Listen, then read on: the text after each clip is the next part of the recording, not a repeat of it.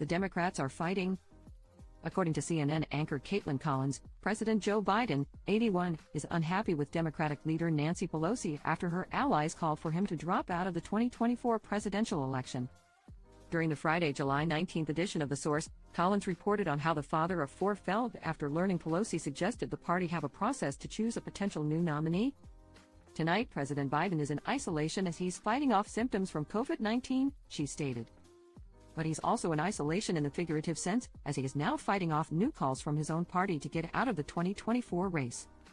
The party that Biden has devoted his life to is unleashing a new and really public effort to push him out of challenging Donald Trump for the White House.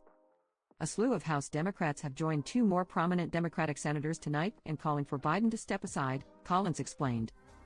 All of it, we are told, has President Biden seething tonight with much of his anger directed at Nancy Pelosi.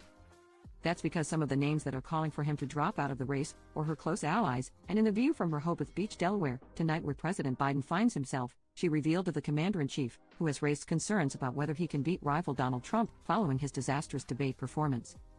On Friday, Pelosi's ally Representative Zoe Lofgren, DCA, called on Biden to drop out of the race, citing how he was on a trajectory to lose.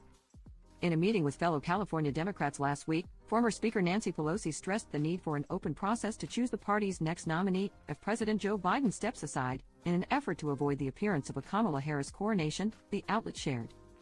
The discussion in that meeting of the California delegation, which includes 40 members, took place in the Capitol on July 10, at least partly focused on the complicated next steps for the Democratic Party if Biden left the ticket.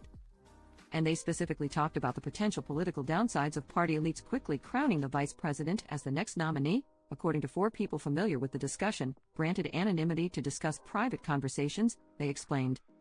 Politico reported on Pelosi was open to selecting a candidate to replace Biden if he was to step down.